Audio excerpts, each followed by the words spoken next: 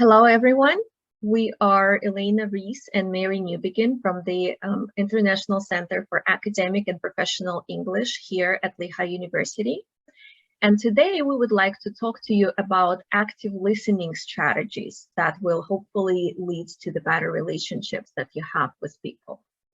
This workshop was originally presented as a part of the Happiness Institute that was organized by the Office of Creative Inquiry at Lehigh University, with the idea that when you're listening actively and you're more engaged in the conversations that you have with people around you, you will improve your relationships, improve your overall satisfaction with your communications with other people, and therefore hopefully contribute to your own happiness.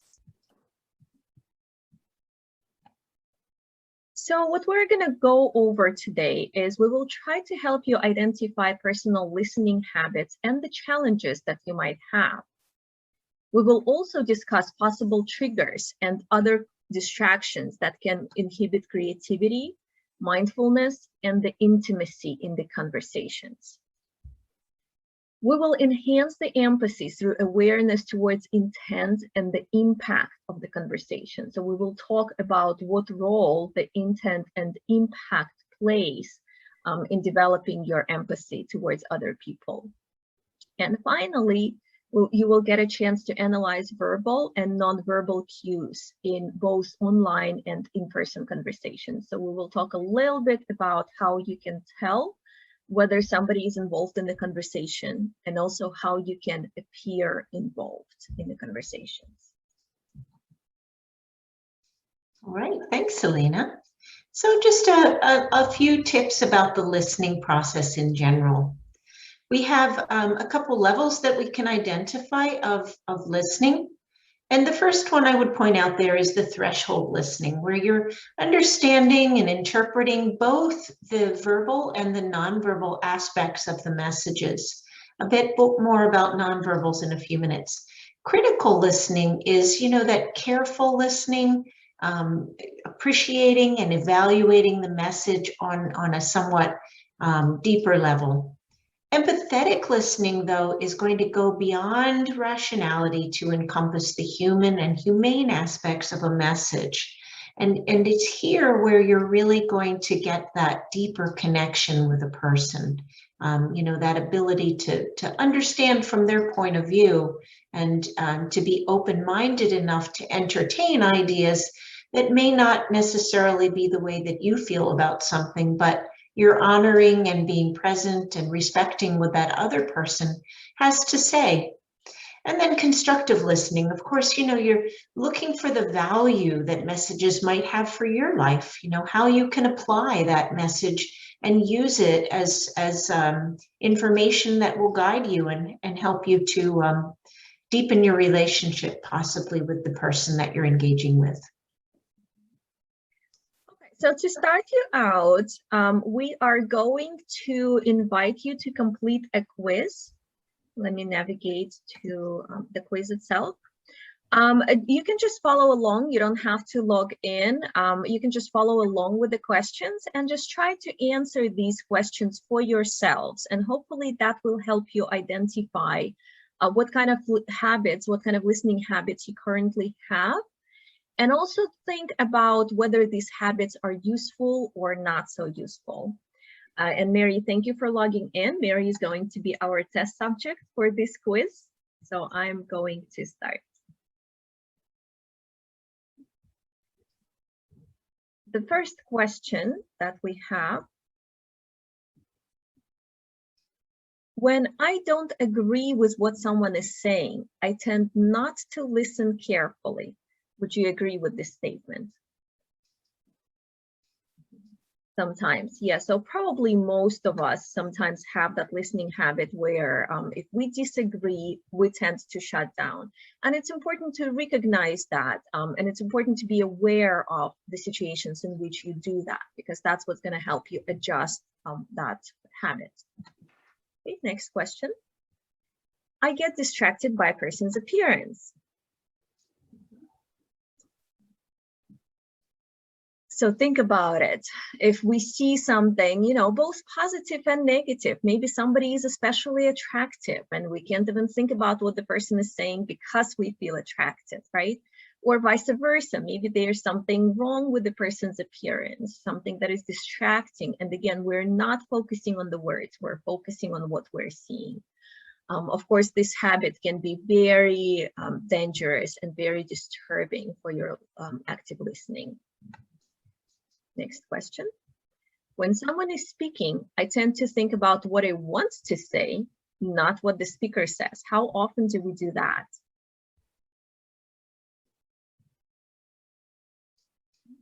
So sometimes some of us tend to think about the response rather than listening to what the person is saying. We are going to talk about the intent and the impact later, but when we do that, we tend to assign the meaning behind what the person will be saying without really knowing what the person is saying. This is also very typical for when we're speaking in a language that is other than our native language, because we start worrying about making grammar mistakes, using the correct vocabulary, and so on. And so because we're so worried about the language, we tend to miss a lot of other aspects of the conversation while doing that. So very important to identify this strategy as well. When I'm not interested in the topic being discussed, I tend not to listen carefully. So this can be related to getting distracted in lectures that are boring, right? But more importantly, it can affect your conversations with other people and therefore your relationships with the people. If somebody starts talking about something you're not interested, we start getting distracted thinking about our own things. I stop listening when I think I know what someone is going to say. How often does that happen in arguments? Think about that when we think that we know what the person is going to say and therefore we don't listen, we don't hear the other person. Maybe I can change my answer there. Next question. At times, my mind is somewhere else when I really should be listening. And Mary, to your point about the previous question, I think this goes along very well. If we disagree, if we assume that we know the meaning, if we are getting distracted by something else, right? Our mind can be somewhere else. Okay. Next question. When I don't like or trust the speaker, I tend to block out what is being said. Think about the politics. What news channels do you watch? What presidential candidates do you listen to? And other politicians, right? Who do you trust and who do you listen to? Does your trust in the person influence how well you listen to that speaker? Okay, next question. When someone criticizes me, I tend to block out the speaker. Thank you, Mary. And I think another question too here is, what do we perceive as criticism? Because again, we will be talking about the intent and the impact. And what we perceive as criticism might not be the intention of the speaker, right? So it's also very important to just try to perceive it from a positive perspective and try to actually understand what the person is saying, as opposed to becoming defiant, as opposed to shutting down. Constructive criticism can also be a tremendous way to grow personally and to identify personal strengths and areas for improvement. I would have to say that probably if you had asked me that question a while ago, though, I may not have responded the way I did just now. Absolutely. All right, let's move on to the next question. I pretend to be listening when I'm not listening at all. How often do we do that?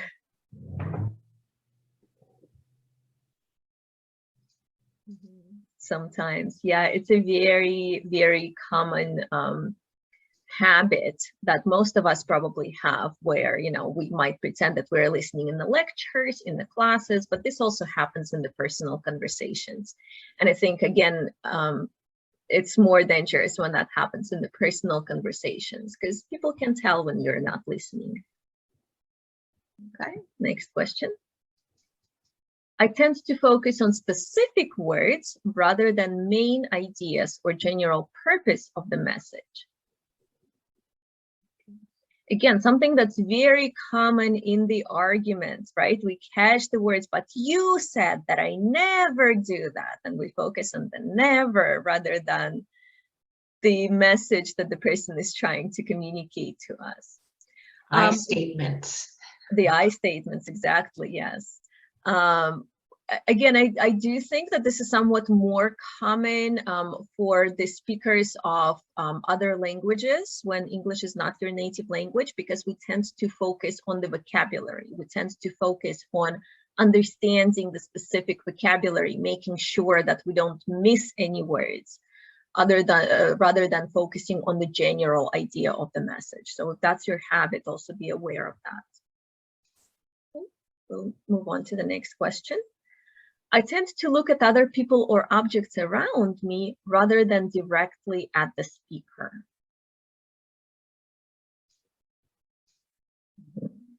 Yeah, so you are probably familiar with the idea that eye contact is a highly cultural concept. So there are cultures in which it's disrespectful to look at the speaker. It's disrespectful to look into the person's eyes when somebody is talking to you.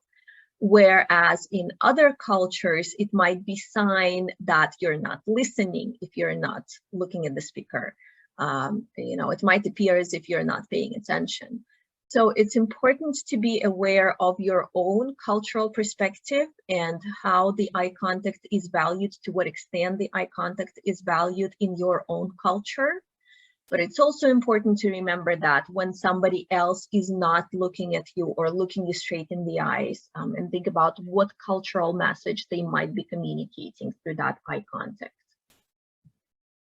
Okay, we'll go to the next one. I tend to hear what I want to hear instead of what the speaker is actually saying. Again, how often do we do that in when we are discussing something, when we're having an argument or a debate of some sort, when we're asking for permission for something and so on, right? So sometimes we do tend to assign our own meaning to what the other person is saying, to what the speaker is saying. Okay, and last question. I tend not to hear what the speaker is saying if there is noise or other distractions. I think this one is very individual as well. If you are an auditory learner, it's going to be very difficult for you to hear the meaning of the conversation when there's other noises, when there's other distractions.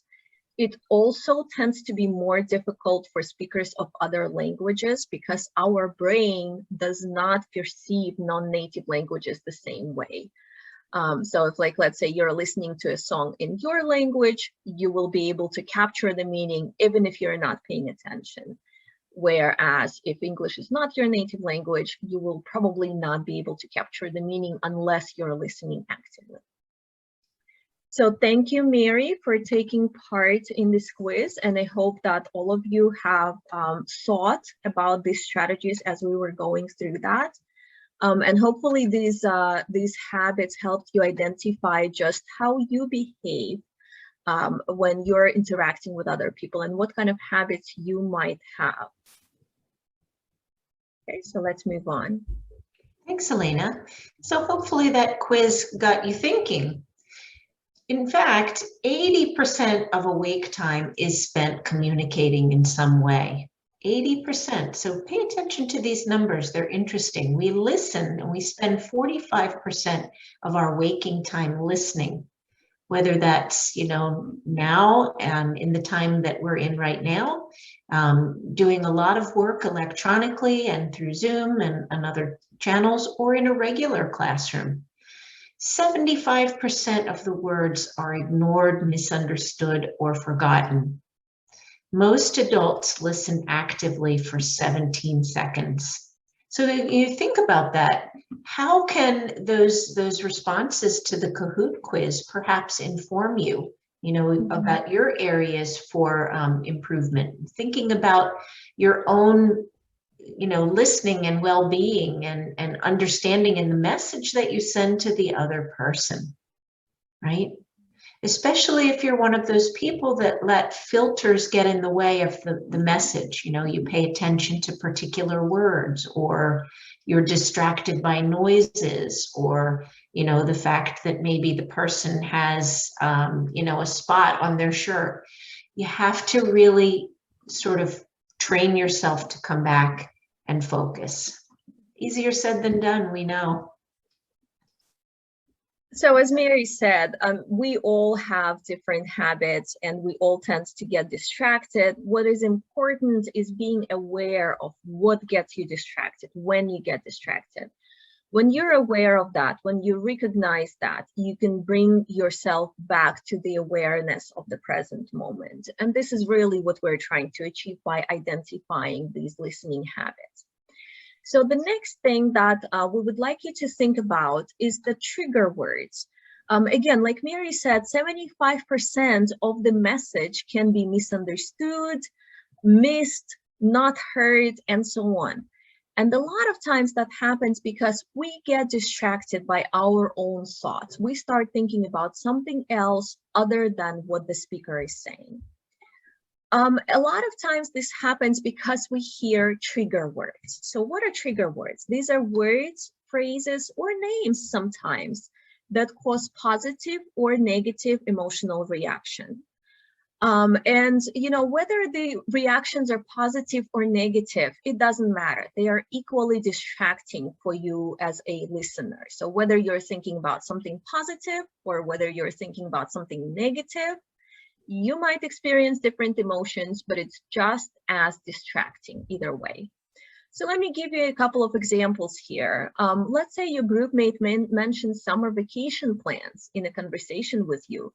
The person is eager to share, they're excited to share their vacation plans, right? But instead of listening to them and instead of maybe asking more questions and encouraging them to talk more about that, you start thinking about your own trip to Laos that you're planning right now. Positive trigger. It's a good thought. It's a pleasant thought. You're excited about your own trip. But because you're excited about your own trip, you start shutting down. And you start you stop listening to what the other person is saying. So that's an example of a word, right? Or a phrase. We can also give you examples of names or places. Like, for example, if you are coming from a particular place and somebody mentions that country or that town, you start feeling homesick. Again, that might be a pleasant feeling for some and a negative feeling for others, but either way, you're going to get equally distracted. Names, this comes up very often when we talk about famous people, like politicians, like actors, and so on, anybody who is famous. Especially in the current political environment, you've probably noticed that a lot of people react very emotionally to certain names, to certain people. Again, it does not matter what their reaction is. What matters is that you stop listening. So we are going to invite you to think about that some more. Thanks, Elena. So we all have personal triggers. We all have, past experience, different upbringings, different preferences, likes, dislikes. And there, as Elena said, there are going to be things that trigger you, either in a positive way or a negative way. So what we'd like to invite you to do now is to get out your pencil and take a few minutes to consider what are some of those triggers. Maybe starting with the positive feels better for you, or maybe starting with the negative, right? If I say the word algebra or church or dogs, it may have a positive or a negative experience or reaction from you, depending on your past ideas and experiences. So take a moment, pause your video, and think about that.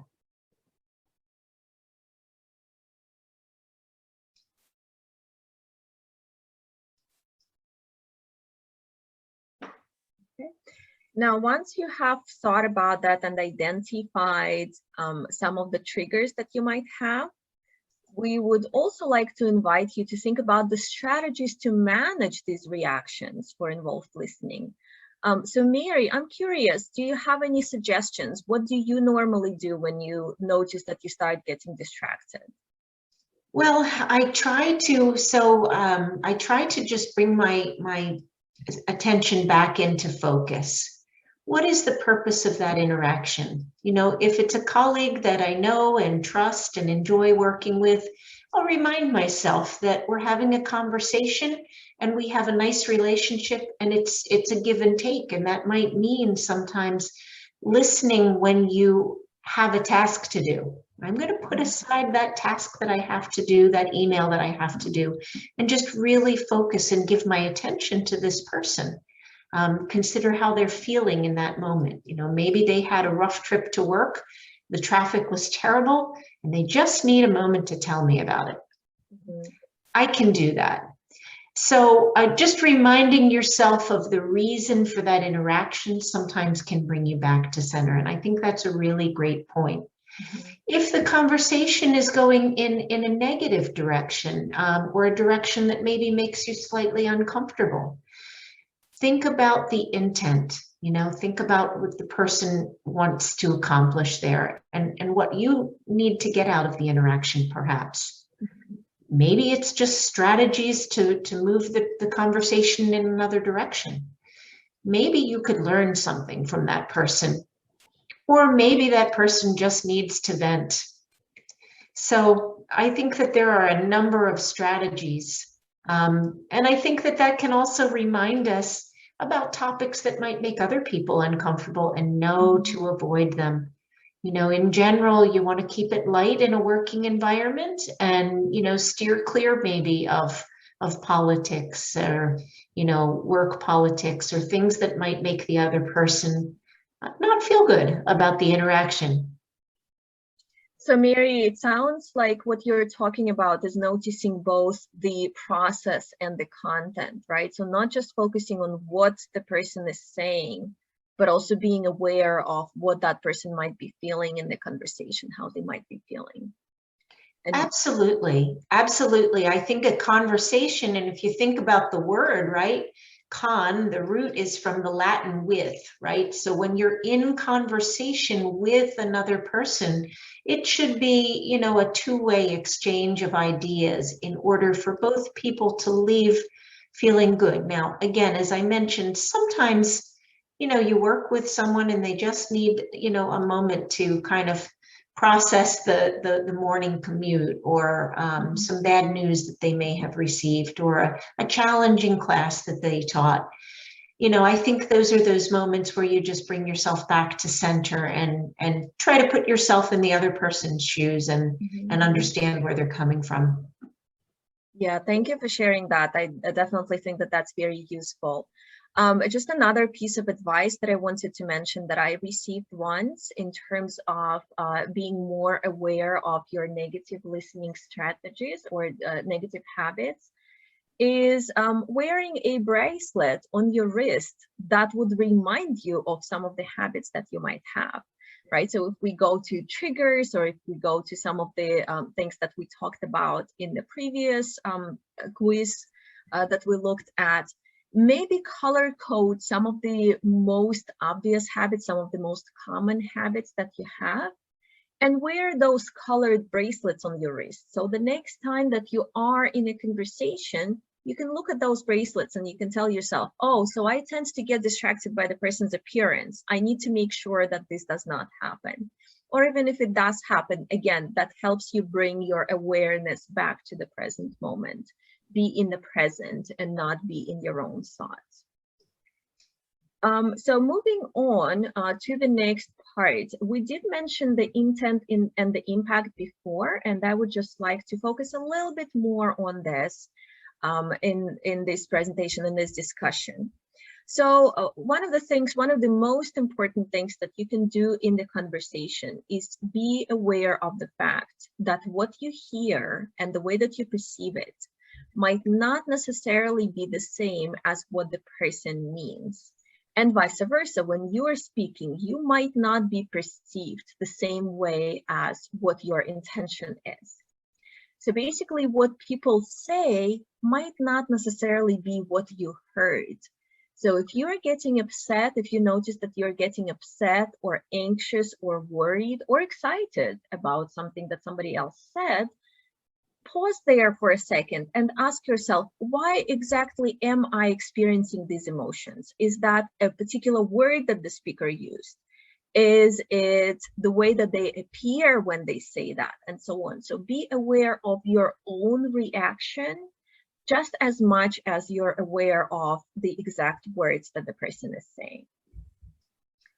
And what you need to remember here is you can always be aware of your intentions, right? Your intentions in the conversation, in relaying the message, in perceiving the message, and so on.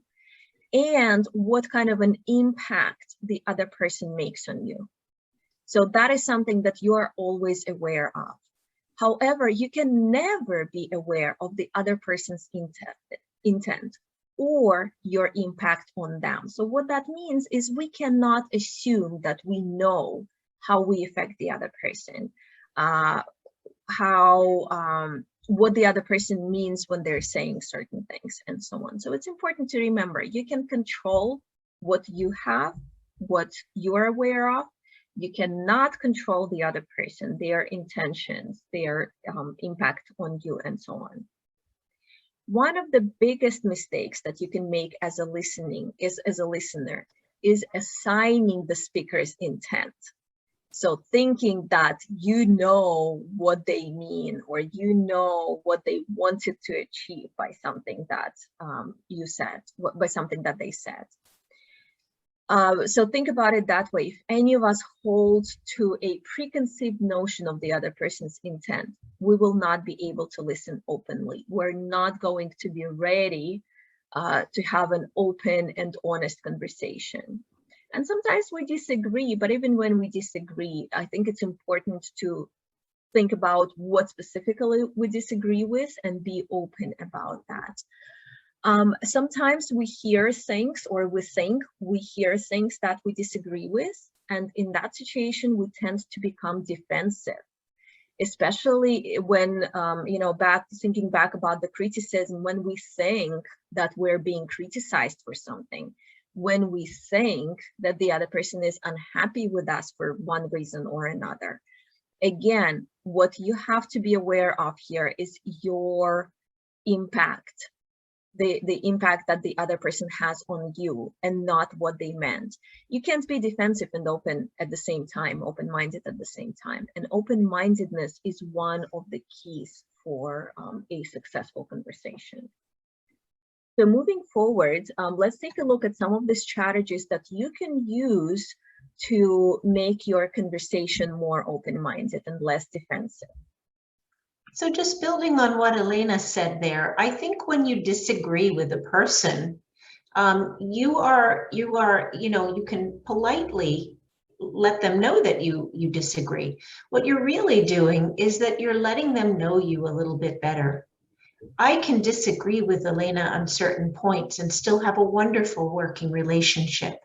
So by letting that person know, where your boundaries are, you're actually allowing them to know you a little bit better. And that builds trust ultimately, and trust leads to respect. And that's really what you want in a working relationship. So some ways to clarify intent. You can always ask the speaker if you're not sure what they're saying. You can say something like this. Well, I'm really interested in understanding why you say that, Elena. Could you explain that to me? Or I'm really interested in what you just said. Could you elaborate a little bit on that point so I can better understand it? Or, gosh, it sounds like you really have a strong opinion about this, and I'd like to understand more so that maybe we can work together on this as we develop our project. And then last, I don't 100% agree with that, but maybe we can compromise. I wonder what your most pressing concerns are. How can we work together to overcome these differences? Paraphrasing is another strategy. You can ask the person, if you're not 100% sure, you can say something like this. So if I have this right, correct me if I'm mistaken. I think what you're saying is this.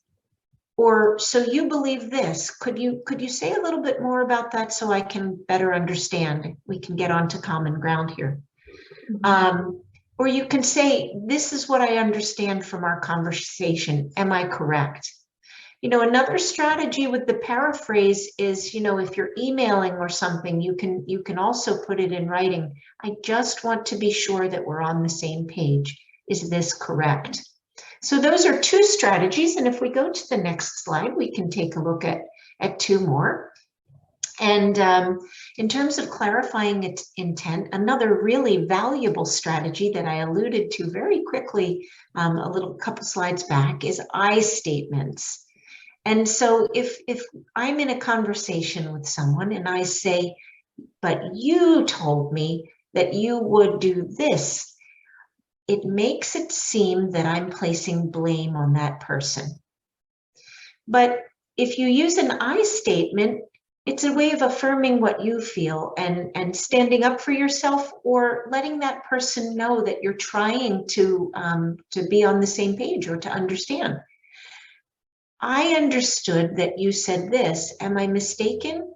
Or I felt really honored that you remembered me in the meeting. Thanks for that shout out, Elena. I really appreciate that. I worked hard on that project. And that's a way of letting that person know that. And then the last strategy is to use and listen preference statements. Well, what would really be helpful, since you're asking, thank you, is I wonder if you could type up the minutes. That would really help me. That would save me time. Thank you so much. That would be really helpful. So all of these strategies combined make for good listening and good relationships. Okay, so we would like to invite you to look at what these strategies look like in action. We're going to show you a short video, and then as you watch the video, try to pay attention to the verbal and nonverbal communication that is happening here. And think about which of the strategies that Mary and I talked about can be observed in this conversation. After we watch it, I will spend a couple of minutes just very briefly going over what we've seen here. Let me just make sure that my sound is shared. There we go. First, there was PlayStation, aka PS1. Then there's PS2, PS3, and now PS4. And that makes sense. You'd think after Xbox, there'd be Xbox 2. But no. Next came Xbox 360. And now, after 360, comes Xbox One. Why one? Maybe that's how many seconds of thought they put into naming it. Can you get the butter, please? However, with the Xbox One, I can control my entire entertainment system using voice commands. Up until now, I've had to use Leonard. Then get the other one. Pass the butter. Hang on. I don't feel like you're taking this dilemma seriously. Fine, Sheldon. You have my undivided attention. Okay, now, the PS4 is more angular and sleek looking. No way! It's true, but the larger size of the Xbox One may keep it from overheating. You wouldn't want your gaming system to overheat? No, you absolutely would not. And then furthermore, the Xbox One now comes with a Kinect included. Included? Yes! Not sold separately. Although the PS4 uses cool new GDDR5 RAM, while the Xbox One is still using the conventional DDR3 memory. Why would they still be using DDR3? Are they nuts? See, that's what I thought. But then they go and throw in an ES RAM buffer. Oh, wait a second. Who's they? The Xbox. You're kidding! No, I am not. And this ES RAM buffer should totally bridge the 100 gigabit per second bandwidth gap between the two RAM types. This is a nightmare. How will you ever make a decision? See, I don't know. What should I do? Please pass the butter!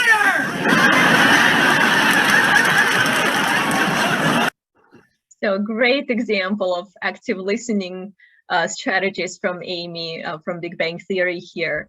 So just to go over a couple of things that you probably noticed as you were watching that, the first thing I wanted to talk about is nonverbal communication.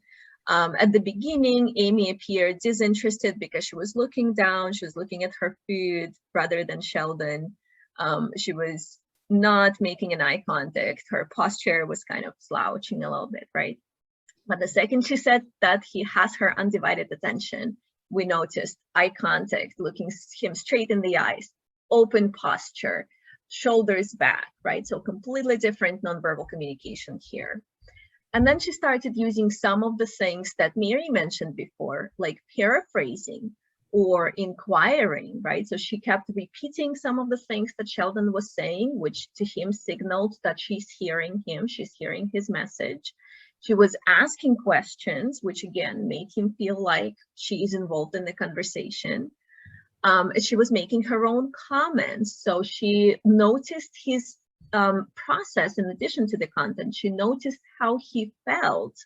And she tried to adjust her own feelings to appear that she feels the same way about certain issues. And that's very important, that tuning into the other person, feeling how the other person is feeling. That's a great step towards empathy and towards showing the other person that you are listening.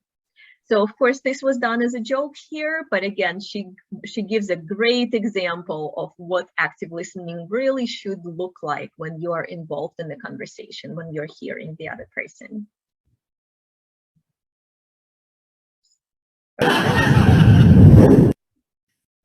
There we go.